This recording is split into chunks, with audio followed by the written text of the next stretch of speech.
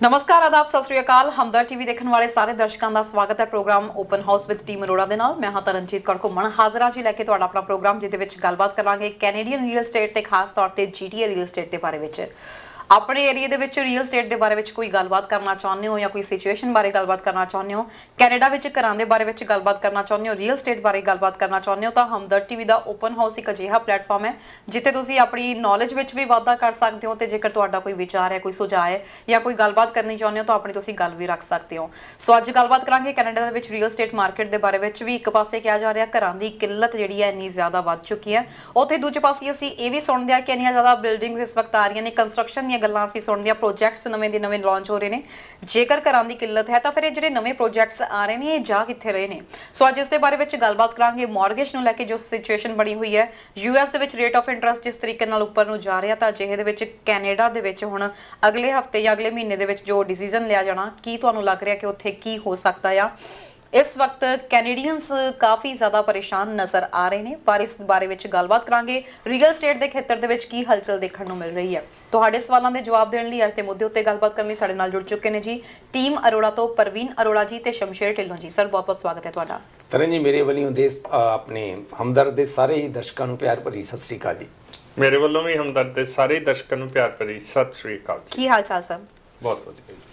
Real estate की गल करिए, थोड़ा जिहा आपां आवांगे, काफ़ी प्रोजैक्ट्स के बारे में भी गलबात करांगे, अपने दर्शकों को दस दिए कुछ लिस्टिंग्स भी अखीर तुहानूं असीं दसदे हुंदे हां। जेकर तुसीं कोई घर दी सोच रहे हो देखण दे बारे में कुछ लिस्टिंग्स तुहाडे नाल असीं जरूर शेयर करांगे। पर शुरुआत कर लैंदे हां थोड़ा जिहा इस हफ्ते की मार्केट दे नाल। रियल एस्टेट की मार्केट किस तरीके की रही इस बार जीटीए की? रियल एस्टेट की मार्केट तरन जी जिस तरह कि नंबर ऑफ सेल्स ने उन्होंने तो थोड़ी इंप्रूवमेंट हो रही है, नंबर ऑफ सेल्स वध रही ने। अज आप सवेरे भी देख रहे थे जीटीए भी I think number of sales जड़ियाँ फ्री होल्ड दियाँ ने 500-550 तो मेरे ख्याल 950 तक 900 तक चले गई, आलमोस्ट डबल चले गई ने वो number of sale. So number of sales के इंप्रूवमेंट हुई है, but at the same time तरन जी लिस्टिंग भी मार्केट के वधिया ने। लिस्टिंग्स का नंबर भी जीटीए का 10,000 तो उपर क्रॉस कर गया वा, बट प्राइस दे विच जे आपां गल करिए प्राइस दे विच कोई चेंज नहीं है। भी ये नहीं है भी जे नंबर ऑफ सेल्स वधिया ने जे भी कोई प्राइस वध रहा जा, प्राइस जिस तरह आप कह सकते हैं कि उत्थे दी उत्थे ही खड़ा वा जिस प्राइस रेंज च मतलब प्रॉपर्टियां अज तो हफ्ता 2 हफ्ते पहला विक रही सीगियां। आपां गल करिए इस वक्त किस तरीके नाल अपने चल रहा, किन्नियां क लिस्टिंग्स इस वक्त हैगियां ने मार्केट दे विच जां किदां चल रहा इस वक्त? जीटीए दे विच जिहड़ियां इस टाइम टोटल लिस्टिंग्स ने जी तकरीबन 10,000 तो उपर घर ने जिहड़े फ्री होल्ड अवेलेबल ने, जिहदे च कॉन्डोज वगैरह नहीं आउंदियां। ब्रैम्पटन की गल करिए तो ब्रैम्पटन दे विचों तकरीबन 1200 तो उपर ने, मिसागा दे विच 700-800 के विचाले नंबर आ, और ਜਿਹੜੀਆਂ नंबर ऑफ सेल्स ने वो पूरे जीटीए ਦੇ ਵਿੱਚ मतलब 900 ਤੋਂ ਉੱਪਰ जिस तरह कह लो कि एक वीक ਦੇ ਵਿੱਚ सेल्स ਹੋਈਆਂ ਨੇ। ਉਹ ਜਿਹੜਾ सेल्स ਦਾ ਨੰਬਰ ਆ ਉਹ ਕਾਫੀ ਇੰਪਰੂਵ ਹੋਇਆ ਪਹਿਲਾਂ ਦੇ ਨਾਲੋਂ, ਪਿਛਲੇ ਵੀਕਸ ਨਾਲੋਂ। ਸਰ ਜਿਵੇਂ ਆਪਾਂ ਸੇਲਸ ਦੀ ਗੱਲ ਕਰਦੇ ਹਾਂ, ਆਮ ਤੌਰ ਤੇ ਮਾਰਕੀਟ 'ਚ ਇਸ ਵਕਤ ਕੀ ਟ੍ਰੈਂਡ ਚੱਲ ਰਿਹਾ ਵਾ, ਕਿਹਦੇ ਉੱਤੇ ਜ਼ਿਆਦਾ ਫੋਕਸ ਹੋ ਰਿਹਾ ਜਾਂ ਕਿਹੜੇ ਘਰਾਂ ਦੀ ਜ਼ਿਆਦਾ ਸੇਲ ਹੋ ਰਹੀ ਹੈ? Detach, semi detach, town house ਜਾਂ ਫਿਰ ਕਿੰਨਾ ਦੀ ਜ਼ਿਆਦਾ ਸੇਲ ਹੋ ਰਹੀ ਹੈ ਕੌਂਡੋਸ ਦੀ? देखो सेल्स ज़्यादातर छुट्टियां प्रॉपर्टीज की सेल्स हमेशा ही ज़्यादा रही है, वो हुण भी ज़्यादा हो रही है। और जिहड़ियां वड्डियां प्रॉपर्टीज ने उन्होंने सेल्स थोड़े जे क्योंकि हुंदियां भी घट ने, उन्होंने नंबर्स हमेशा घट रहिंदे ने वड्डियां सेल जिहड़ियां प्रॉपर्टी की सेल आ। बट जिस तरह अज की डेट के विच आपां गल करिए जिहड़ा 1 मिलियन तो थल्ले वाला नंबर आ, वो मार्केट दे विच काफ़ी ठीक ठाक एक्टिविटी हैगी है जी। किसी टाइम कहते सी भी कॉन्डोज दे विच ज़्यादा लोग इन्वेस्टमेंट नहीं करते सी या कॉन्डोज लैके ज़्यादा खुश नहीं सी, पर हुण दे टाइम दे विच कहंदे कॉन्डोज की मार्केट भी काफ़ी ज़्यादा अप जा रही है, की कहोगे? देखो जी, ये सारी गल जिहड़ी है वो टिकी हुई है इंटरस्ट रेट दे उत्ते। इंटरस्ट रेट ते क्यों टिकी हुई है कि अफोर्डेबिलिटी नाल वो सीधा सीधा उहदा संबंध है। जदों कोई बायर देखो घर दी इत्थे सब नूं लोड़ आ, वो बेसिक जरूरत आ एक साडी। जदों कोई बायर किसी टाउन हाउस लई, सैमी डिटैच लई या डिटैच प्रॉपर्टी लई क्वालीफाई नहीं करता तो ਉਹਦੇ ਕੋਲ ऑप्शन की रह जाती है, कॉन्डोमीनियम ਦੀ रह जाती है। चाहे वो लो राइज कॉन्डोमीनियम होवे, चाहे वो मिड राइज होवे ते चाहे वो हाई राइज होवे। इस करके ਜਿਹੜਾ ਪਿਛਲੇ ਕੁਝ ਸਮੇਂ ਦੇ ਵਿੱਚ ਕੌਂਡੋਜ਼ ਵੱਲ ਜਿਹੜਾ ਰੁਝਾਨ ਆਮ ਬਾਇਰ ਦਾ ਆ ਉਹ ਵਧਿਆ ਹੋਇਆ, ਕਿਉਂਕਿ ਇੱਕ ਤਾਂ ਉਹਨਾਂ ਦੀ ਜ਼ਰੂਰਤ ਪੂਰੀ ਹੋ ਰਹੀ ਹੈ। ਜੇ ਹੁਣ ਆਪਾਂ ਆਮ ਲਾ ਲਈਏ ਤੇ ਇੱਥੇ ਨਿਊਕਲੀਅਰ ਫੈਮਲੀਜ਼ ਨੇ, ਭਾਵ एक कपल है, उन्होंने एक या दो बच्चे ने, छोटियां फैमिलियां ने, ते ਜੇ ਬੱਚੇ ਜ਼ਿਆਦਾ ਛੋਟੇ ਨੇ ਤੇ 1 ਬੈਡਰੂਮ ਪਲੱਸ ਡੈਨ ਵਾਲਾ ਜਿਹੜਾ ਕੌਂਡੋ ਹੈ ਉਹਦੇ 'ਚ ਉਹਨਾਂ ਦਾ ਗੁਜ਼ਾਰਾ ਹੋ ਸਕਦਾ। ਜੇ 2 ਬੱਚੇ ਨੇ ਤੇ 2 ਬੈਡਰੂਮ ਦਾ ਜਿਹੜਾ ਕੌਂਡੋ ਹੈ ਉਹ ਹਜੇ ਵੀ GTA ਦੇ ਕਿਸੇ ਵੀ ਆਪਾਂ ਪਾਕਟ ਦੇ ਵਿੱਚ ਦੇਖ ਲਈਏ ਉਹ 8 ਲੱਖ 8.5 ਲੱਖ ਮਤਲਬ ਡਿਪੈਂਡਿੰਗ 7 ਲੱਖ ਤੋਂ ਲੈ ਕੇ 8.5 ਲੱਖ ਦੀ ਰੇਂਜ ਦੇ ਵਿੱਚ ਉਹ ਮਿਲ ਜਾਂਦਾ ਆ। ਉਹਦੇ ਨਾਲ ਜਿਹੜੀ ਆ ਇੱਕ ਬੇਸਿਕ ਜ਼ਰੂਰਤ ਜਿਹੜੀ ਆ ਉਹ ਪੂਰੀ ਹੋ ਜਾਂਦੀ ਹੈ ਫੈਮਿਲੀ ਦੀ, ਤੇ ਮੈਨੂੰ ਲੱਗਦਾ ਕਿ ਇਸੇ ਕਰਕੇ ਹੀ ਰੁਝਾਨ ਜਿਹੜਾ ਉਹ ਉਧਰ ਜ਼ਿਆਦਾ ਹੋ ਰਿਹਾ ਥੋੜਾ ਜਿਹਾ। ਜੀ, ਜਿਵੇਂ ਤੁਸੀਂ ਸਰ ਇਸ ਦੇ ਬਾਰੇ ਚ ਗੱਲਬਾਤ ਕੀਤੀ, ਆਪਾਂ ਇਹਦੇ ਬਾਰੇ ਵੀ ਗੱਲ ਕਰ ਰਹੇ ਸੀਗੇ ਕਿ ਪ੍ਰੋਗਰਾਮ ਦੀ ਸ਼ੁਰੂਆਤ ਤੋਂ ਪਹਿਲਾਂ ਵੀ ਕੰਸਟਰਕਸ਼ਨਸ ਕਾਫੀ ਜ਼ਿਆਦਾ ਆਪਾਂ ਗੱਲਬਾਤ ਕਰ ਰਹੇ ਸੀ ਕਿ ਅੱਗੇ ਦੀ ਅੱਗੇ ਪ੍ਰੋਜੈਕਟਸ ਆ ਰਹੇ ਨੇ, ਪਰ ਉੱਥੇ ਜਿਵੇਂ ਗੱਲ ਕਰੀਏ ਇੱਕ ਪਾਸੇ ਕਿਹਾ ਜਾ ਰਿਹਾ ਕਿ ਕੈਨੇਡਾ ਵਿੱਚ ਅਫੋਰਡੇਬਿਲਿਟੀ ਦੇ ਨਾਲ ਨਾਲ ਹਾਊਸਿੰਗ ਇੱਕ ਬਹੁਤ ਵੱਡਾ ਮੁੱਦਾ ਬਣ ਚੁੱਕਿਆ। ਇਲੈਕਸ਼ਨਸ 'ਚ ਇਸ਼ੂ ਬਣ ਰਹੇ ਨੇ ਇਸ ਵਕਤ, ਗਵਰਨਮੈਂਟ ਨੂੰ ਕੁਐਸਚਨਸ ਕੀਤੇ ਜਾ ਰਹੇ ਨੇ, ਪਰ ਉੱਥੇ ਹੀ ਦੂਜੇ ਪਾਸੇ ਆਪਾਂ ਇਹ ਵੀ ਗੱਲ ਕਰਦੇ ਪਿਆ ਵੀ ਕੰਸਟਰਕਸ਼ਨਸ ਦੀ ਗੱਲਬਾਤ ਹੋ ਰਹੀ ਹੈ, ਨਵੇਂ ਪ੍ਰੋਜੈਕਟਸ ਲਾਂਚ ਹੋ ਰਹੇ ਨੇ। ਜੇ ਇੰਨੀ ਜ਼ਿਆਦਾ ਘਰਾਂ ਦੀ ਕਿੱਲਤ ਆ, ਫਿਰ ਜਿਹੜੇ ਪ੍ਰੋਜੈਕਟਸ ਆ ਰਹੇ ਨੇ ਇਹ ਕਿੱਧਰ ਨੂੰ ਜਾ ਰਹੇ ਨੇ?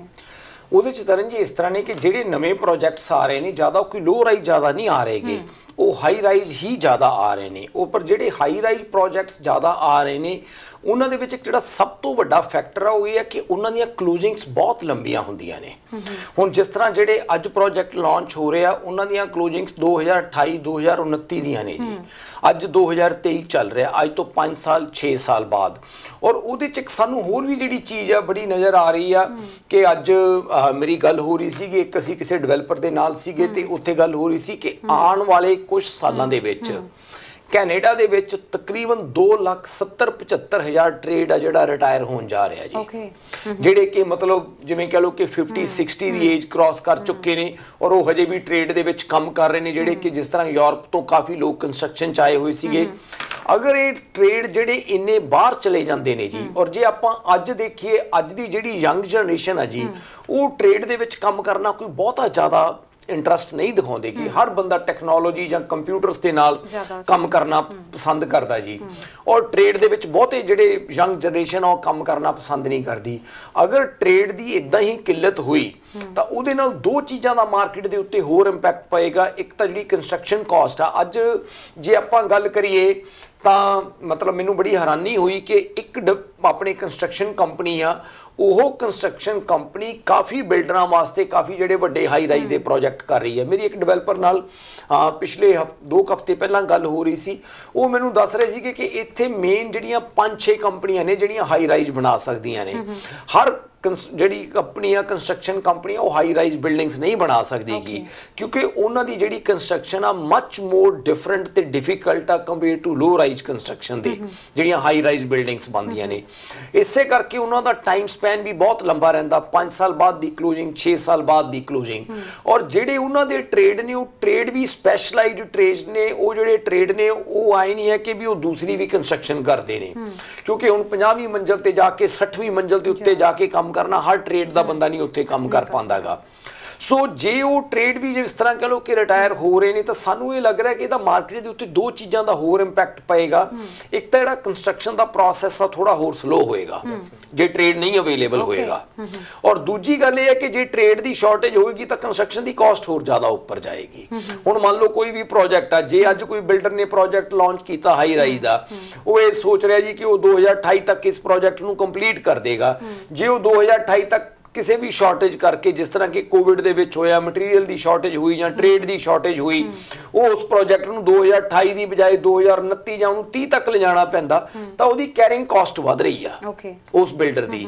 ਉਹ ਜਿੱਦਾਂ ਜਿੱਦਾਂ ਉਹਨਾਂ ਦੀ ਕੈਰਿੰਗ ਕਾਸਟ ਵਧ ਰਹੀ ਹੈ ਤਾਂ ਫਿਰ ਉਹਦੇ ਨਾਲ ਕੀ ਹੁੰਦਾ ਕਿ ਜਿਹੜੇ ਹੋਰ ਚੀਜ਼ਾਂ ਮਾਰਕੀਟ ਦੇ ਵਿੱਚ ਲਾਂਚ ਹੁੰਦੀਆਂ ਨੇ ਉਹ ਹੋਰ ਕੌਸ਼ੀਅਸ ਹੋ ਜਾਂਦੇ ਨੇ ਕਿ ਵੀ ਯਾਰ ਟ੍ਰੇਡ ਦੀ ਸ਼ਾਰਟੇਜ ਆ, ਆਪਾਂ ਨੂੰ ਇਹ ਨਹੀਂ ਪਤਾ ਕਿ ਆਪਾਂ ਟਾਈਮਲੀ ਕੰਸਟਰਕਸ਼ਨ ਕਿਵੇਂ ਕੰਪਲੀਟ ਕਰ ਪਾਵਾਂਗੇ, ਉਹਦੀ ਆਪਣੀ ਕਾਸਟ ਕੀ ਹੋਏਗੀ। ਸੋ 2 ਚੀਜ਼ਾਂ ਉਹਦੇ ਨਾਲ ਹੋਰ ਇੰਪੈਕਟ ਕਰਨਗੀਆਂ ਮਾਰਕੀਟ ਦੇ ਵਿੱਚ। ਇੱਕ ਤਾਂ ਇਹ ਹੈ ਕਿ ਕੰਸਟਰਕਸ਼ਨ ਦੀ ਕਾਸਟ ਉੱਪਰ ਜਾਏਗੀ, ਔਰ ਨੰਬਰ 2 ਤੇ ਜਿਹੜਾ ਇਹਦਾ ਟਾਈਮ ਸਪੈਨ ਆ ਉਹ ਵੀ ਲੰਬਾ ਹੋਏਗਾ।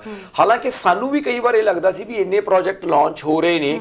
ਮੈਂ ਅੱਜ ਵੀ ਇੱਕ ਡਿਵੈਲਪਰ ਨਾਲ ਗੱਲ ਕਰ ਰਿਹਾ ਸੀ ਤਾਂ ਮੈਂ ਉਹਨਾਂ ਨੂੰ ਪੁੱਛ ਰਿਹਾ ਸੀਗਾ ਵੀ ਤੁਹਾਨੂੰ ਲੱਗ ਰਿਹਾ ਕਿ ਸਾਰੇ ਪ੍ਰੋਡਕਟ ਦੀ ਐਬਜ਼ੌਰਪਸ਼ਨ ਹੋ ਜਾਏਗੀ ਮਾਰਕੀਟ ਦੇ ਵਿੱਚ?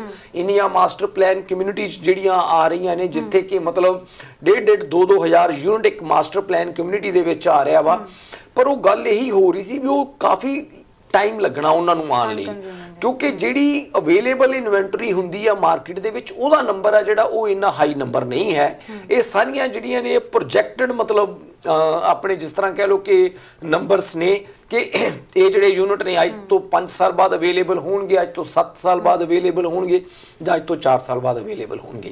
ਜਿਸ ਤਰੀਕੇ ਨਾਲ ਹੁਣ ਜਿਵੇਂ ਤੁਸੀਂ ਪ੍ਰੀ ਕੰਸਟਰਕਸ਼ਨ ਦੀ ਗੱਲ ਕਰਦੇ ਪਏ ਸੀ, ਪ੍ਰੀ ਕੰਸਟਰਕਸ਼ਨ ਜਿਨ੍ਹਾਂ ਨੇ ਕੁਝ ਸਮਾਂ ਪਹਿਲਾਂ ਅੱਜ ਤੋਂ ਕਰਵਾਏ ਸੀ, ਬੁੱਕ ਕਰਵਾਏ ਸੀ ਘਰ, ਤੇ ਹੁਣ ਜਿਨ੍ਹਾਂ ਦੀ ਮਾਰਗੇਜ ਆ ਰਹੀ ਆ ਉਹਨਾਂ ਲਈ ਅਪਰੂਵਲ ਬਹੁਤ ਔਖਾ ਹੋ ਰਿਹਾ ਕਿ ਮਾਰਗੇਜ ਅਪਰੂਵ ਹੋ ਸਕੇ। ਉਸੇ ਤਰੀਕੇ ਨਾਲ ਹੁਣ ਵੀ ਕੁਝ ਪ੍ਰੋਜੈਕਟਸ ਆ ਰਹੇ ਜਿਵੇਂ ਕਿਹਾ ਜਾ ਰਿਹਾ, ਕੁਝ ਕਿ ਐਗਜ਼ਾਮਪਲ ਤੇ ਲੈ ਕੇ ਚੱਲੀਏ ਕਿ 30,000 ਦੀ ਡਾਊਨ ਪੇਮੈਂਟ ਕਰੋ ਤੇ ਬਾਕੀ ਦੀ ਤੁਸੀਂ ਪੇਮੈਂਟ ਜਿਹੜੀ ਆ ਉਹ ਐਂਡ ਵਿੱਚ ਕਰ ਸਕਦੇ ਹੋ, ਕਲੋਜ਼ਿੰਗ ਵੇਲੇ ਕਰ ਸਕਦੇ ਹੋ ਡਾਊਨ ਪੇਮੈਂਟ। ਤੇ ਜੇ 2027 ਤੱਕ ਦੀ ਉਹ ਕਲੋਜ਼ਿੰਗ ਡੇਟ ਦੇ ਵੀ ਰਹੇ ਨੇ ਤਾਂ ਤੁਹਾਨੂੰ ਲੱਗਦਾ ਕਿ ਮਾਰਗੇਜ ਵਗੈਰਾ ਉਸ ਟਾਈਮ 'ਚ ਵੀ ਅਪਰੂਵ ਹੋਣਾ ਕੋਈ ਇੰਨੀ ਸੌਖੀ ਗੱਲ ਹੋਏਗੀ ਜਾਂ ਕਿਹੜੇ ਚੈਲੰਜਸ ਫੇਸ ਕੀਤੇ ਜਾ ਸਕਦੇ ਨੇ? ਦੇਖੋ ਜੀ, ਜਿਹੜਾ ਰੀਅਲ ਸਟੇਟ ਮਾਰਕੀਟ ਜਿਹੜੀ ਹੈਗੀ ਹੈ ਜਾਂ ਰੀਅਲ ਸਟੇਟ ਬਿਜ਼ਨਸ ਜਿਹੜਾ ਹੈਗਾ ਇਹ ਇੱਕ ਸਾਈਕਲਿਕਲ ਬਿਜ਼ਨਸ ਹੈ। ਸਾਈਕਲਿਕਲ ਭਾਵ ਇਹਦੇ ਵਿੱਚ ਉਤਰਾਅ ਵੀ ਆਉਂਦੇ ਨੇ ਤੇ ਚੜਾਅ ਵੀ ਆਉਂਦੇ ਨੇ। ਉਹ ਹਰ ਕੁਝ ਸਾਲਾਂ ਬਾਅਦ ਉਹ ਪੈਟਰਨ ਜਿਹੜਾ ਉਹ ਰਿਪੀਟ ਹੁੰਦਾ ਆ। ਹੁਣ ਨੋ ਡਾਊਟ ਕਿ ਇਹ ਇੱਕ ਲੋ ਪੀਰੀਅਡ ਦੇ ਵਿੱਚੋਂ ਜਾ ਰਹੀ ਹੈ, ਇਹ ਵੈਲੀ ਦੇ ਵਿੱਚੋਂ ਜਾ ਰਹੀ ਹੈ ਰੀਅਲ ਸਟੇਟ ਮਾਰਕੀਟ, ਤੇ ਡੈਫੀਨਿਟਲੀ ਇਹ ਹਮੇਸ਼ਾ ਇਸ ਤਰ੍ਹਾਂ ਨਹੀਂ ਰਹੇਗਾ। ਜਿਹੜਾ ਇੰਟਰਸਟ ਰੇਟ ਹਾਈ ਹੈ ਉਹ ਹਮੇਸ਼ਾ ਹਾਈ ਨਹੀਂ ਰਹੇਗਾ। ਉਹ ਡੈਫੀਨਿਟਲੀ, ਕਿਉਂਕਿ ਅਸੀਂ ਉਹਦੇ ਇੰਪੈਕਟ ਦੇਖ ਰਹੇ ਹਾਂ ਕਿ ਇਕਨੋਮੀ ਤੇ ਆਮ ਪਬਲਿਕ ਤੇ ਕੀ ਪੈ ਰਿਹਾ। ਇਹ ਜਿਹੜੇ ਅਸਰ ਨੇ ਇਹ ਕੋਈ ਬਹੁਤ ਜ਼ਿਆਦਾ ਲੰਬੇ ਨਹੀਂ ਖਿੱਚ ਸਕਦੀ। ਗਵਰਨਮੈਂਟ ਨੂੰ ਹਾਰ ਕੇ ਇਹੋ ਜਿਹੀਆਂ ਪਾਲਿਸੀਜ਼ ਲਿਆਉਣੀਆਂ ਪੈਂਦੀਆਂ ਜਿੱਥੇ ਕਿ ਆਮ ਪਬਲਿਕ ਦਾ ਸਾਹ ਥੋੜਾ ਜਿਹਾ ਸੌਖਾ ਹੋ ਸਕੇ।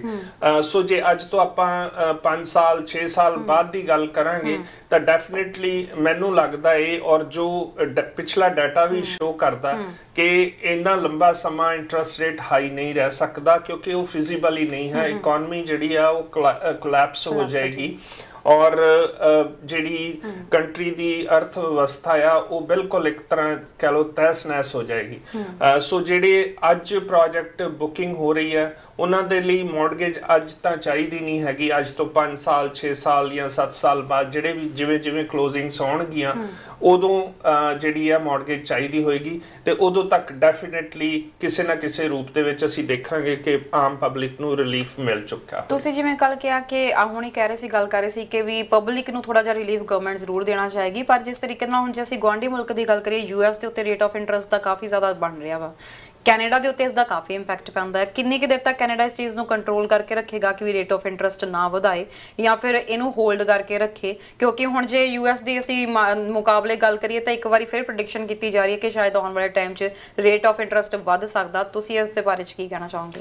ਦੇਖੋ, ਰੇਟ ਆਫ ਇੰਟਰਸਟ ਦਾ ਤਰਨ ਜੀ ਮੈਨੂੰ ਵੀ ਲੱਗ ਰਿਹਾ ਕਿ ਸ਼ਾਇਦ ਅਕਤੂਬਰ ਦੇ ਵਿੱਚ ਥੋੜਾ ਜਿਹਾ ਹੋਰ ਵਧੇਗਾ ਕੈਨੇਡਾ ਦੇ ਵਿੱਚ ਵੀ, ਇਹਦੀ ਪੋਸੀਬਿਲਿਟੀ ਲੱਗ ਰਹੀ ਆ। ਪਰ ਦੂਜੇ ਪਾਸੇ ਮੈਨੂੰ ਨਾ ਇੱਕ ਚੀਜ਼ ਹੋਰ ਜਿਹੜੀ ਮਾਰਕੀਟ ਦੇ ਵਿੱਚ ਬੜੀ ਲੱਗ ਰਹੀ ਆ ਕਿ ਇਸ ਟਾਈਮ ਕੱਲਾ ਜੋ ਮਾਰਕੀਟ ਦੀ ਸਿਚੁਏਸ਼ਨ ਬਣਦੀ ਜਾ ਰਹੀ ਹੈ ਜੀ, ਕੱਲਾ ਇੰਟਰਸਟ ਰੇਟ ਦਾ ਮੁੱਦਾ ਹੀ ਨਹੀਂ ਰਹਿਣਾ। ਹੁਣ ਮੰਨ ਲਓ ਤੁਸੀਂ ਅੱਜ ਇੱਕ ਚੀਜ਼ ਦੇਖੋ, ਜੇ ਅੱਜ 7% ਤੇ ਇੰਟਰਸਟ ਰੇਟ ਆ ਜੀ, ਜੇ ਆਪਾਂ ਨਾਰਮਲ ਮਾਰਕੀਟ ਦੀ ਗੱਲ ਕਰੀਏ ਇੰਟਰਸਟ ਰੇਟ ਕੱਲ ਨੂੰ 3.5-4% ਤੇ ਵੀ ਆ ਜਾਵੇ ਜੀ, ਚਲੋ ਆਪਾਂ ਇਸ ਗੱਲ ਤੇ ਵੀ ਐਗਰੀ ਕਰ ਜਾਂਦੇ ਜੀ ਕਿ ਇੰਟਰਸਟ ਰੇਟ ਕੱਲ ਨੂੰ ਗਵਰਨਮੈਂਟ ਘਟਾ ਦੇਗੀ, ਇੰਟਰਸਟ ਰੇਟ 3.5-4% ਤੇ ਆ ਜਾਏਗਾ। ਗੱਲ ਮੇਰਾ ਕਹਿਣ ਦਾ ਮੁੱਦਾ ਕੀ ਹੈ ਕਿ ਜਿਹੜੀ ਰੀਅਲ ਸਟੇਟ ਦੀ ਬਾਇੰਗ ਆ GTA ਦੇ ਵਿੱਚ ਉਹ ਕਦੇ ਵੀ ਈਜ਼ੀ ਨਹੀਂ ਹੁੰਦੀ ਮੈਨੂੰ ਨਜ਼ਰ ਆ ਰਹੀਗੀ। ਉਹਦਾ ਕਿਸੇ ਵੀ ਆਮ ਬੰਦੇ ਦੇ ਲਈ ਐਡਾ ਸੌਖਾ ਨਹੀਂ ਹੋਏਗਾ ਕਿ ਵੀ ਬੰਦਾ ਸੋਚੇਗਾ ਜੀ ਕਿ ਮੈਂ GTA 'ਚ ਘਰ ਲੈ ਲਵਾਂ ਤੇ ਮੇਰੇ ਲਈ ਬੜਾ ਸੌਖਾ ਟਾਸਕ ਹੋਏਗਾ ਇੱਥੇ ਘਰ ਲੈਣਾ।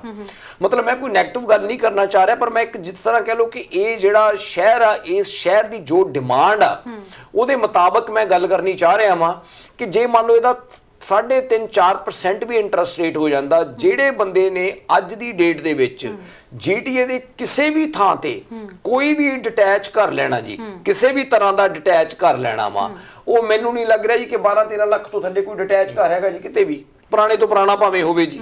ਠੀਕ ਹੈ ਜੀ, ਹੁਣ 12-13 ਲੱਖ ਦੀ ਵੀ ਆਪਾਂ ਚਲੋ ਡਿਟੈਚ ਕਰਦੀ ਮੈਂ ਗੱਲ ਕਰ ਰਹੀ, ਹਾਲਾਂਕਿ ਇਹ ਕੋਈ ਏਡਾ ਸੌਖਾ ਕੰਮ ਨਹੀਂ। ਜਿਹੜੇ ਮੈਂ ਨੰਬਰਸ ਕਹਿ ਰਿਹਾ ਉਹ ਬੜੇ ਜਿਵੇਂ ਕਹ ਲਓ ਕਿ ਬਹੁਤ ਹੀ ਬਿਲੋ ਐਵਰੇਜ ਘਰ ਹੋਣਗੇ ਜਿਹਦਾ 12-13 ਲੱਖ ਨੰਬਰ ਹੋਏਗਾ। ਜੇ ਤੁਸੀਂ ਚੰਗਾ ਠੀਕ ਠਾਕ ਕਰ ਲੈਣਾ ਤਾਂ 15 ਲੱਖ ਤੋਂ ਥੱਲੇ ਅੱਜ ਦੀ ਡੇਟ ਦੇ ਵਿੱਚ ਕੋਈ GTA ਦੇ ਵਿੱਚ ਗੱਲ ਹੈ ਨਹੀਂਗੀ। ਠੀਕ ਹੈ ਜੀ।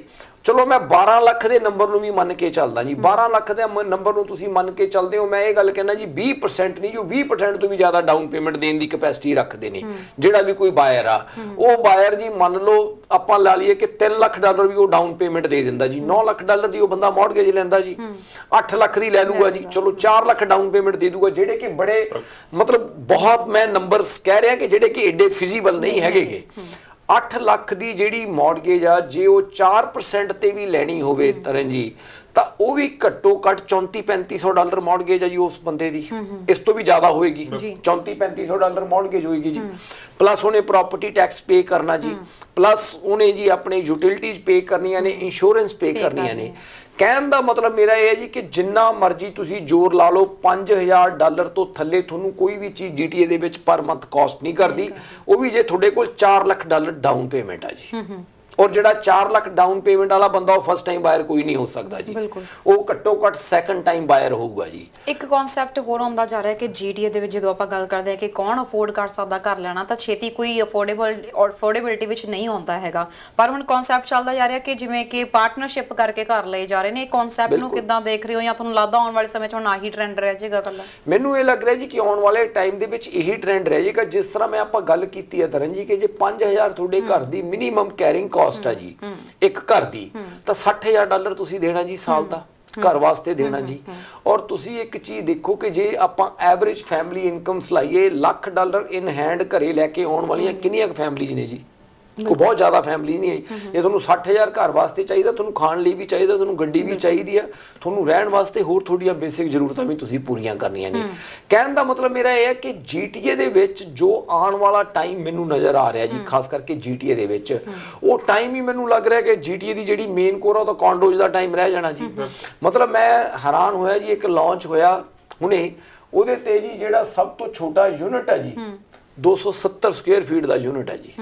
ਆਪਾਂ ਗੱਲ ਸੁਣਦੇ ਸੀਗੇ ਜੀ ਕਿ ਹਾਂਗਕਾਂਗ ਦੇ ਵਿੱਚ ਤੇ ਮਤਲਬ ਇਹਨਾਂ ਥਾਵਾਂ ਦੇ ਉੱਤੇ, ਸਿੰਗਾਪੁਰ ਦੇ ਵਿੱਚ ਇਦਾਂ ਦੇ ਯੂਨਿਟ ਹੈ ਜੀ 270 ਸਕੁਅਰ ਫੀਟ ਜੀ। ਆਪਣੇ ਜਿਹੜੇ ਚੰਗੇ ਡਿਟੈਚ ਘਰ ਨੇ ਜੀ, ਉਹਨਾਂ ਚ ਕਈਆਂ ਦੇ ਵਿੱਚ 270 ਸਕੁਅਰ ਫੀਟ ਦੇ ਮਾਸਟਰ ਬੈਡਰੂਮ ਹੋਣਗੇ ਜੀ, ਬਿਲਕੁਲ, ਜਿੰਨੇ ਦਾ ਇੱਕ ਯੂਨਿਟ ਬਣ ਰਿਹਾ ਜੀ ਹੁਣ।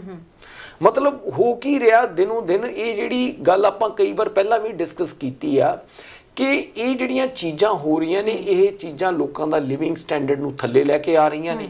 ਔਰ ਲੋਕਾਂ ਦੇ ਲਈ ਡੇ ਬਾਈ ਡੇ ਹੁਣ ਇਹ ਹੈ ਕਿ ਜੇ ਤੁਹਾਨੂੰ ਕੰਮ GTA 'ਚ ਮਿਲਦਾ, ਤੁਸੀਂ ਬਾਹਰ ਜਾ ਕੇ ਰਹਿ ਨਹੀਂ ਸਕਦੇ, ਤੁਸੀਂ ਬਾਹਰ ਜਾ ਕੇ ਰਹੋਗੇ ਨਹੀਂ, ਤੁਸੀਂ ਰਹੋਗੇ ਤਾਂ ਉੱਥੇ ਹੀ ਜੀ। ਉਹਦੇ ਨਾਲ ਕੀ ਹੋ ਰਿਹਾ ਕਿ ਥੋੜਾ ਦਿਨੋਂ ਦਿਨ ਤੁਹਾਡਾ ਜਿਹੜਾ ਲਿਵਿੰਗ ਸਟੈਂਡਰਡ ਆ ਉਹ ਥੱਲੇ ਜਾ ਰਿਹਾ ਜੀ, ਔਰ ਤੁਸੀਂ ਸਿਰਫ ਹੈਂਡ ਟੂ ਮਾਊਥ ਰਹੋਗੇ। ਗਵਰਨਮੈਂਟ ਇਹ ਚੀਜ਼ ਦਾ ਦੁਹਾਈ ਦੇ ਰਹੀ ਹੈ ਕਿ ਇਸ ਵਕਤ ਮਹਿੰਗਾਈ ਕੰਟਰੋਲ ਕਰਨਾ ਉਹਨਾਂ ਦੀ ਪ੍ਰਾਇੋਰਟੀ ਆ, ਤੇ ਜੇ ਇਹ ਵਿੱਚ ਹੁਣ ਉਹ ਕੀ ਕਰ ਸਕਦੇ ਨੇ? ਰੇਟ ਆਫ ਇੰਟਰਸਟ ਵਧਾਉਣਾ ਇੱਕ ਬੈਂਕ ਦਾ ਵੀ ਇੱਕ ਬਣ ਚੁੱਕਿਆ ਵਾ ਕਿ ਵੀ ਇਸ ਤੋਂ ਬਿਨਾਂ ਕੰਟਰੋਲ 'ਚ ਨਹੀਂ ਆ ਸਕਦੀ ਇਨਫਲੇਸ਼ਨ। ਸੋ ਇਸ ਸਿਚੁਏਸ਼ਨ 'ਚ ਤੁਸੀਂ ਕੀ ਕਹਿੰਦੇ ਹੋ, ਕਿੱਦਾਂ ਡੀਲ ਕੀਤਾ ਜਾ ਸਕਦਾ? ਇੱਕ ਪਾਸੇ ਲੋਕੀ ਦੁਖੀ ਨੇ, ਦੂਜੇ ਪਾਸੇ government and bank of Canada ਦੁਖੀ ਹੈ।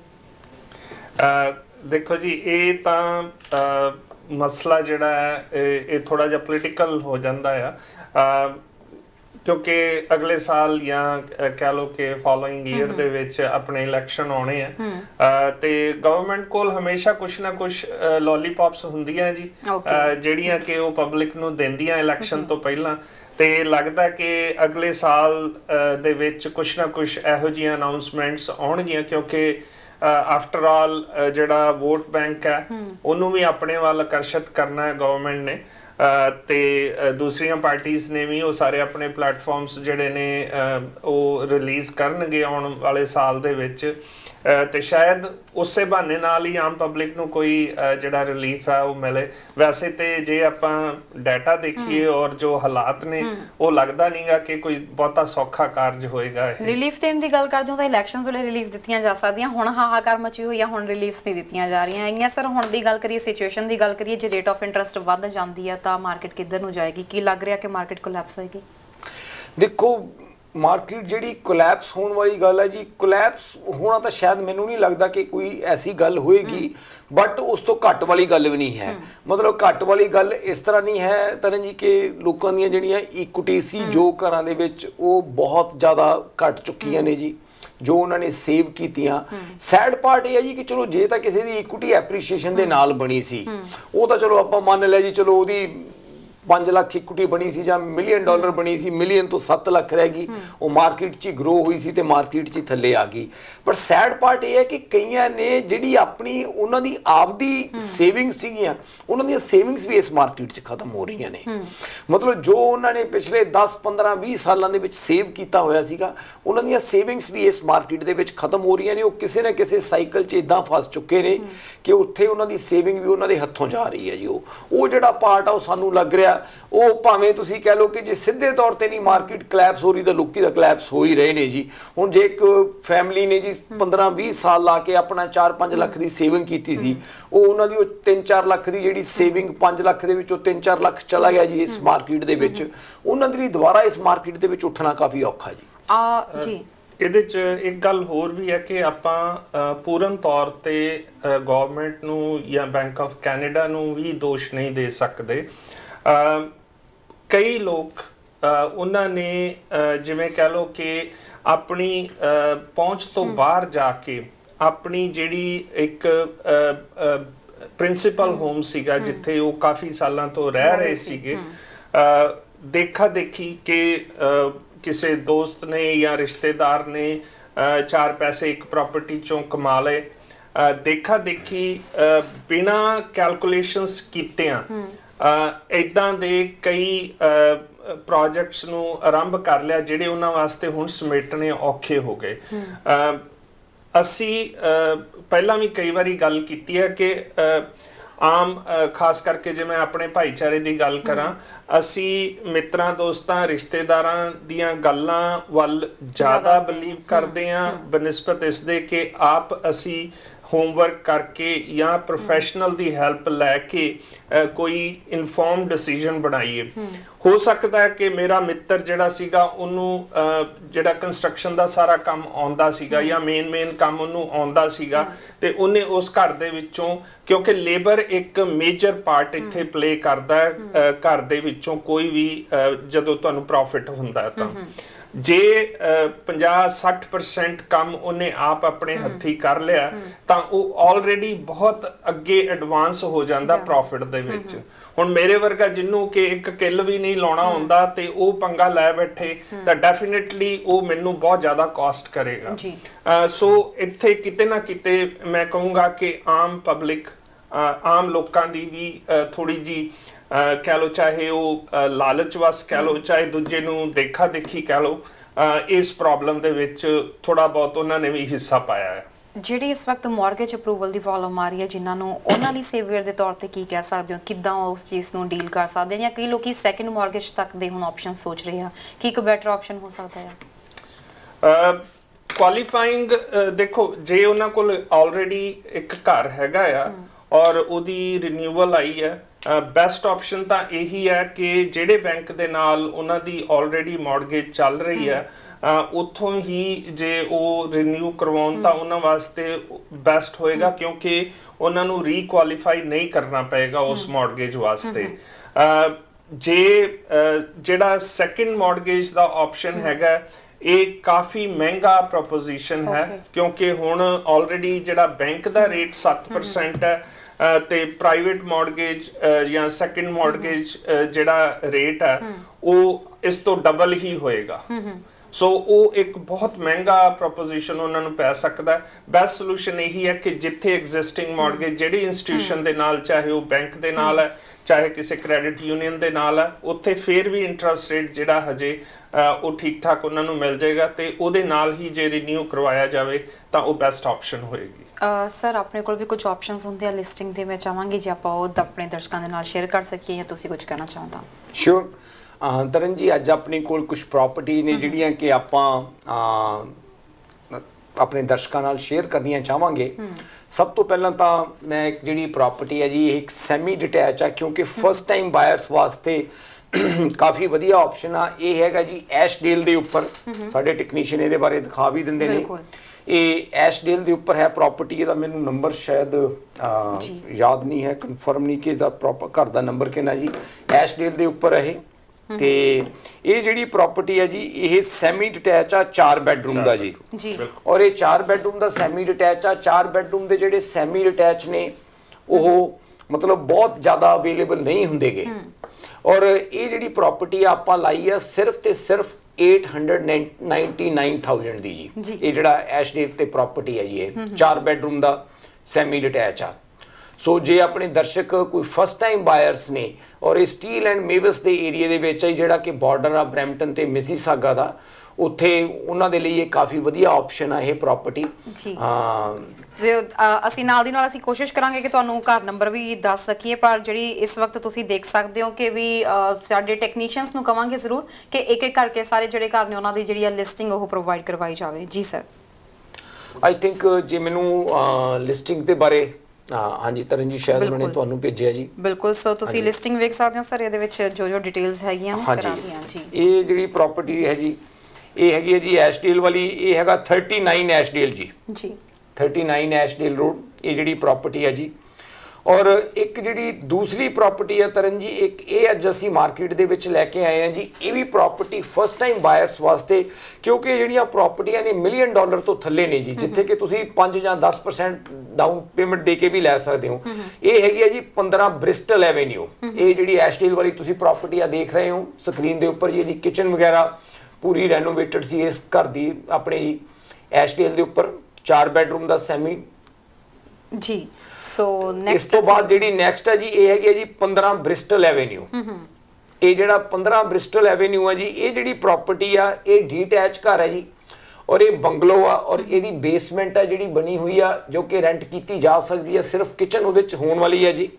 ਔਰ ਇਹ ਪ੍ਰਾਪਰਟੀ ਹੈ ਇਹ ਵੀ ਬੜੇ ਅਟਰੈਕਟਿਵ ਪ੍ਰਾਈਸ ਦੇ ਉੱਤੇ ਲਾਈ ਹੈ ਜੀ, ਸਿਰਫ ਤੇ ਸਿਰਫ 949,000 ਤੇ ਜੀ। ਇਹ ਵਾਲੀ ਜਿਹੜੀ ਪ੍ਰਾਪਰਟੀ ਹੈ ਜੀ। ਤੀਸਰੀ ਜਿਹੜੀ ਪ੍ਰਾਪਰਟੀ ਹੈ ਜੀ, ਉਹ ਹੈਗੀ ਹੈ ਜੀ 48 ਮੈਡੀਬੇਟ ਕ੍ਰੈਸੈਂਟ। 48 ਮੈਡੀਬੇਟ, ਇਹ ਜਿਹੜਾ ਘਰ ਆ ਜੀ ਮੈਡੀਬੇਟ ਕ੍ਰੈਸੈਂਟ ਤੇ ਤਕਰੀਬਨ 3000 ਸਕੁਅਰ ਫੀਟ ਘਰ ਹੈ ਜੀ।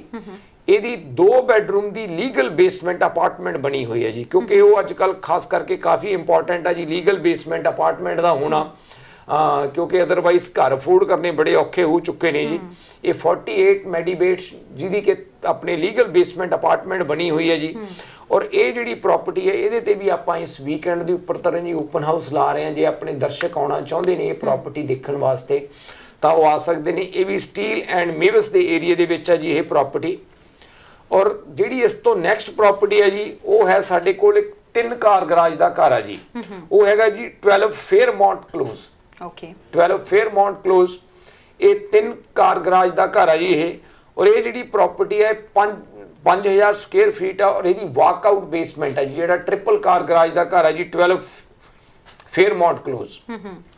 ਔਰ ਇਹ ਜਿਹੜੀ ਪ੍ਰਾਪਰਟੀ ਹੈ, ਜਿਸ ਤਰ੍ਹਾਂ ਇਹਦੇ ਪਿੱਛੇ ਬੈਕ ਤੇ ਕੋਈ ਵੀ ਨਹੀਂ ਹੈ ਜੀ, ਇਹ ਜਿਸ ਤਰ੍ਹਾਂ ਤੁਸੀਂ ਦੇਖ ਰਹੇ ਹੋ, ਇਹ ਜਿਹੜੀ ਪ੍ਰਾਪਰਟੀ ਇਹਦੀ ਬੜੀ ਗ੍ਰੈਂਡ ਐਲੀਵੇਸ਼ਨ ਆ ਇਸ ਘਰ ਦੀ ਜੀ। ਔਰ 5000 ਸਕੁਅਰ ਫੀਟ ਪਲੱਸ ਘਰ ਹੈ ਜੀ ਇਹ।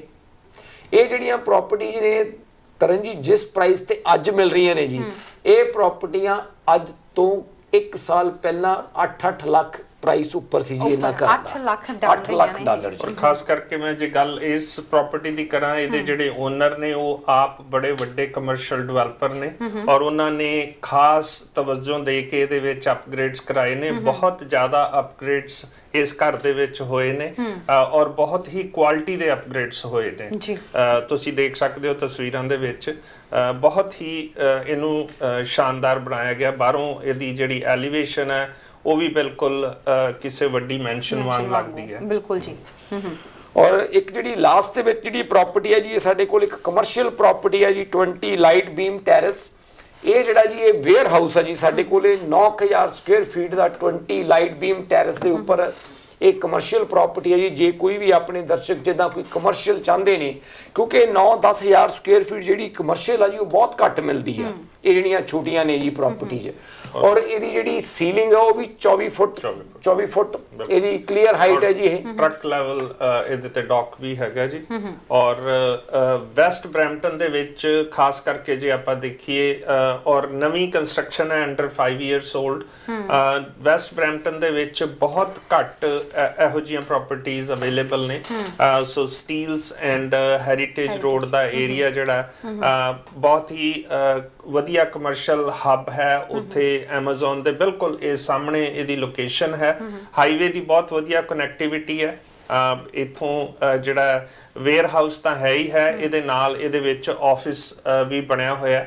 ਸੋ ਇੱਕ ਪੂਰਾ ਬਿਜ਼ਨਸ ਜਿਹੜਾ ਉਹ ਇੱਥੋਂ ਕੈਰੀ ਆਊਟ ਕੀਤਾ ਜਾ ਸਕਦਾ ਆ। ਬਿਲਕੁਲ ਸਰ, ਤੁਸੀਂ ਜਿਵੇਂ ਗੱਲ ਕੀਤੀ ਸੀ ਕਮਰਸ਼ੀਅਲ ਪ੍ਰਾਪਰਟੀਆਂ ਵੀ ਹੈਗੀਆਂ ਤੁਹਾਡੇ ਕੋਲ, ਰੈਜ਼ੀਡੈਂਸ਼ੀਅਲ ਪ੍ਰਾਪਰਟੀਆਂ ਵੀ ਹੈਗੀਆਂ ਨੇ, ਇਨਵੈਸਟਮੈਂਟ ਦੇ ਤੌਰ ਤੇ ਕੋਈ ਦੇਖਣਾ ਚਾਹੁੰਦਾ ਆ, ਸੋ ਹਰ ਤਰ੍ਹਾਂ ਦੀਆਂ ਪ੍ਰਾਪਰਟੀਆਂ ਤੁਹਾਡੇ ਕੋਲ ਹੈਗੀਆਂ ਨੇ ਇਸ ਵਕਤ ਬਿਲਕੁਲ। ਔਰ ਤਰਨ ਜੀ, ਜਿਸ ਤਰ੍ਹਾਂ ਹੋਟਲ ਵਗੈਰਾ ਵੀ, ਜੇ ਅਸੀਂ ਹੁਣੇ ਲੈਂਡ ਸੈਲ ਕੀਤੀ ਹੈ ਜਿੱਥੇ ਕਿ ਹੋਟਲ ਅਪਰੂਵਡ ਸੀਗਾ, ਜੇ ਮੰਨ ਲਓ ਕਿ ਹੋਟਲ ਵਗੈਰਾ ਵੀ ਬਣਾਉਣਾ ਚਾਹੁੰਦੇ ਨੇ, ਉਹਦੇ ਵਾਸਤੇ ਵੀ ਸਾਡੇ ਕੋਲ ਪੂਰਾ ਮਤਲਬ ਜਿਸ ਤਰ੍ਹਾਂ ਕਹਿ ਲਓ ਕਿ ਇਨਫਰਾਸਟ੍ਰਕਚਰ ਹੈਗਾ ਜੀ। ਜੇ ਕੋਈ ਕੰਸਟਰਕਸ਼ਨ ਕਰਨਾ ਚਾਹੁੰਦੇ ਨੇ, ਸਾਡੇ ਇੱਕ ਐਸੋਸੀਏਟ ਮਤਲਬ ਜਿਨ੍ਹਾਂ ਦੀ ਮਹਾਰਤ ਆ ਸਿਰਫ ਇਸੇ ਕੰਮ ਦੇ ਵਿੱਚ, ਹੋਟਲ ਬਿਲਡ ਕਰਨ ਦੇ ਵਾਸਤੇ, ਉਹ ਵੀ ਆਪਾਂ ਜਿਹੜੇ ਆਪਣੇ ਦਰਸ਼ਕਾਂ ਨੂੰ ਸਰਵਿਸ ਆਪਾਂ ਪ੍ਰੋਵਾਈਡ ਕਰ ਸਕਦੇ ਹਾਂ ਜੀ। ਸਮਾਂ ਇਜਾਜ਼ਤ ਲੈਣ ਦਾ ਹੋ ਰਿਹਾ, ਜਾਣ ਤੋਂ ਪਹਿਲਾਂ ਦਰਸ਼ਕਾਂ ਨੂੰ ਕੁਝ ਕਹਿਣਾ ਚਾਹੋਗੇ?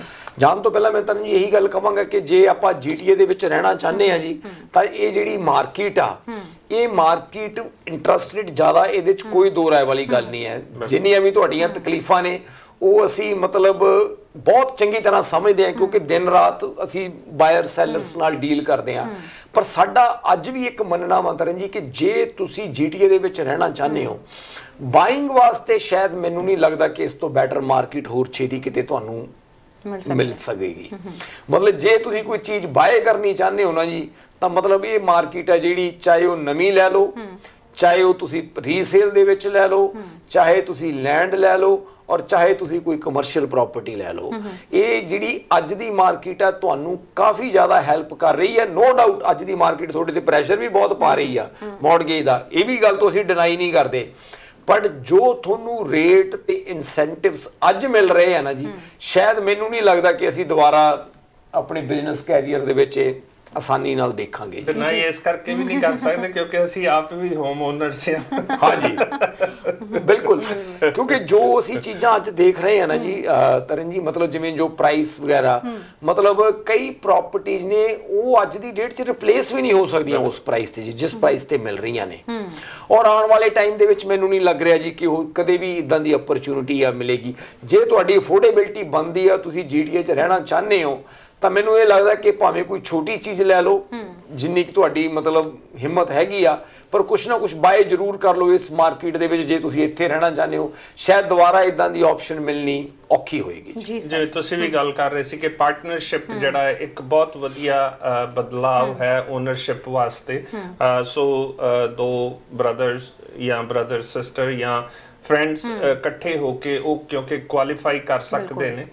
ਸੋ ਉਹ ਕੁਝ ਇਸ ਤਰ੍ਹਾਂ ਦਾ ਵੀ ਹੁਣ ਜਿਹੜੀ ਆਮ ਜਿਵੇਂ ਉਹ ਕਹਾਵਤ ਹੈ ਜੀ, ਥਿੰਕ ਆਊਟਸਾਈਡ ਦਾ ਬਾਕਸ, ਉਹ ਸੋਚ ਰੱਖਣ ਦੀ ਲੋੜ ਹੈ। ਔਰ ਸਾਰੀਆਂ ਗੱਲਾਂ ਜਦੋਂ ਤੁਸੀਂ ਆਪਣਾ ਮਨ ਬਣਾ ਲੈਂਦੇ ਹੋ ਤਾਂ ਸਾਰੀਆਂ ਗੱਲਾਂ ਵੀ ਪੋਸੀਬਲ ਹੋ ਜਾਂਦੀਆਂ ਹਨ। ਬਿਲਕੁਲ ਜੀ। ਤੁਹਾਨੂੰ ਕਦੋਂ ਕਿਵੇਂ ਕਿੱਥੇ ਕੰਟੈਕਟ ਕਰ ਸਕਦੇ ਹਾਂ ਜੀ? ਸਾਡਾ ਆਫਿਸ ਜਿਹੜਾ ਹੈ ਮੈਕਲੌਗਲਿਨ ਔਰ ਡੈਰੀ ਦੇ ਇੰਟਰਸੈਕਸ਼ਨ ਤੇ ਵਾਕਿਆ ਹੈ, ਮੈਰੀਅਟ ਹੋਟਲ ਦੇ ਬਿਲਕੁਲ ਨਾਲ 268 ਡੈਰੀ ਰੋਡ ਵੈਸਟ, ਜੋ ਕਿ ਹਾਈਵੇ 10 ਔਰ ਮੈਕਲੌਗਲਿਨ ਦੇ ਤਕਰੀਬਨ ਵਿਚਕਾਰ ਸਾਊਥ ਸਾਈਡ ਤੇ ਪੈ ਜਾਂਦਾ ਹੈ। 7 ਦਿਨ ਸਾਡਾ ਆਫਿਸ ਖੁੱਲਾ ਹੁੰਦਾ ਹੈ। ਕਿਸੇ ਵੇਲੇ ਵੀ ਸਾਡੇ ਆਫਿਸ ਦੇ ਨੰਬਰ ਤੇ ਕਾਲ ਕਰਕੇ ਸਾਡੇ ਨਾਲ ਅਪਾਇੰਟਮੈਂਟ ਬਣਾਈ ਜਾ ਸਕਦੀ ਹੈ, ਜਾਂ ਤੁਸੀਂ ਜੇ ਉਸ ਏਰੀਏ ਦੇ ਵਿੱਚ ਹੋ ਤਾਂ ਕਿਸੇ ਵੇਲੇ ਵਾਕ ਇਨ ਕਰ ਸਕਦੇ ਹੋ। ਕੋਈ ਨਾ ਕੋਈ ਸਾਡਾ ਏਜੰਟ ਹਮੇਸ਼ਾ ਡਿਊਟੀ ਤੇ ਹੁੰਦਾ ਜਿਹੜਾ ਕਿ ਤੁਹਾਡੇ ਕਿਸੇ ਵੀ ਸਵਾਲ ਦਾ ਜਵਾਬ ਦੇ ਸਕਦਾ ਹੈ, ਚਾਹੇ ਉਹ ਤੁਹਾਡਾ ਪ੍ਰੀ ਕੰਸਟਰਕਸ਼ਨ ਰੀਅਲ ਸਟੇਟ ਦੇ ਮੁਤਲਕ ਕੋਈ ਜ਼ਰੂਰਤ ਹੋਵੇ, ਚਾਹੇ ਰੀਸੇਲ ਜਾਂ ਕਮਰਸ਼ੀਅਲ ਇੰਡਸਟਰੀਅਲ, ਕੋਈ ਹਸਪਿਟੈਲਿਟੀ ਬਿਜ਼ਨਸ ਬਾਏ ਕਰਨਾ ਚਾਹੁੰਦੇ ਹੋ, ਸੈਲ ਕਰਨਾ ਚਾਹੁੰਦੇ ਹੋ। ਸਾਡੀਆਂ ਡੈਡੀਕੇਟਿਡ ਟੀਮਸ ਨੇ ਜਿਹੜੀਆਂ ਕਿ ਹਰ ਇੱਕ ਸੈਕਸ਼ਨ ਨੂੰ ਦੇਖਦੀਆਂ ਨੇ। ਤੁਹਾਡੀ ਕਿਸੇ ਤਰ੍ਹਾਂ ਦੀ ਵੀ ਲੋੜ ਹੋਵੇ ਤੁਸੀਂ ਬੇਝਿਜਕ ਸਾਨੂੰ ਕਾਲ ਕਰ ਸਕਦੇ ਹੋ, ਸਾਡੇ ਆਫਿਸ ਦੇ ਵਿੱਚ ਆ ਸਕਦੇ ਹੋ। ਸਾਡੇ ਆਫਿਸ ਦਾ ਨੰਬਰ 416 ਮਾਫ ਕਰਨਾ ਬਿਲਕੁਲ ਸਾਰੀਆਂ ਡਿਟੇਲਸ ਆ ਰਹੀਆਂ ਨੇ 416 910 8923। ਸੋ ਤੁਸੀਂ ਇਸ ਨੰਬਰ ਤੇ ਕੰਟੈਕਟ ਕਰ ਸਕਦੇ ਹੋ। Thank you so much sir ਸਾਡੇ ਪ੍ਰੋਗਰਾਮ ਚ ਆਉਣ ਲਈ ਤੇ ਜਾਣਕਾਰੀ ਸਾਂਝੀ ਕਰਨ ਦੇ ਲਈ। Thank you. ਸੋ ਦੋਸਤੋ ਇਹ ਸੀ ਸਾਡਾ programme open house with team Arora. ਉਮੀਦ ਕਰਦੇ ਹਾਂ ਤੁਹਾਨੂੰ ਸਾਡਾ ਪ੍ਰੋਗਰਾਮ ਪਸੰਦ ਆਇਆ ਹੋਵੇਗਾ। ਇਸ ਮਾਰਕੀਟ ਦੇ ਵਿੱਚ ਜੇਕਰ ਤੁਹਾਨੂੰ ਵੀ ਲੱਗ ਰਿਹਾ ਕਿ ਇੱਕ ਸਹੀ ਡਿਸੀਜਨ ਲੈਣਾ ਆ, ਪਰ ਤੁਹਾਨੂੰ ਕੋਈ ਇੱਕ ਵਧੀਆ ਤਜਰਬੇਕਾਰ ਜਿਹੜਾ ਰੀਅਲ ਸਟੇਟ ਬਾਰੇ ਵਿੱਚ ਜਾਣਕਾਰੀ ਨਹੀਂ ਦੇ ਪਾ ਰਹੇ, ਟੀਮ ਅਰੋੜਾ ਨੂੰ ਕੰਟੈਕਟ ਕਰ ਸਕਦੇ ਹੋ। ਲੰਬਾ ਤਜਰਬਾ ਹੈ ਇਹਨਾਂ ਨੂੰ ਰੀਅਲ ਸਟੇਟ ਮਾਰਕੀਟ ਦੇ ਬਾਰੇ ਵਿੱਚ, ਘਰ ਖਰੀਦਣਾ, ਵੇਚਣਾ ਜਾਂ ਫਿਰ ਕੋਈ ਕਮਰਸ਼ੀਅਲ ਪ੍ਰਾਪਰਟੀ ਦੇਖਣਾ ਚਾਹੁੰਦੇ ਹੋ, ਕਿਸੇ ਵੀ ਪ੍ਰਕਾਰ ਦੀ ਪ੍ਰੋਪਰਟੀ ਇਨਵੈਸਟ ਕਰਨਾ ਚਾਹੁੰਦੇ ਹੋ, ਕੰਟੈਕਟ ਕਰ ਸਕਦੇ ਹੋ ਟੀਮ ਅਰੋੜਾ ਨੂੰ। ਇਸ ਦੇ ਨਾਲ ਹੀ ਫਿਲਹਾਲ ਦਿਓ ਇਜਾਜ਼ਤ। ਦੇਖਦੇ ਰਹੋ ਹਮਦਰਦ ਟੀਵੀ। ਸਤਿ ਸ਼੍ਰੀ ਅਕਾਲ।